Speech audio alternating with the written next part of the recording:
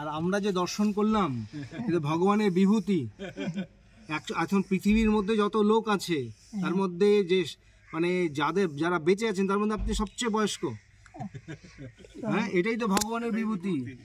হ্যাঁ, আর ভগবান দর্শন কোথায় হবে? হ্যাঁ, এখন নীরব শরীরে কথা বলছেন, গট গট করে উঠে যাচ্ছেন। হ্যাঁ,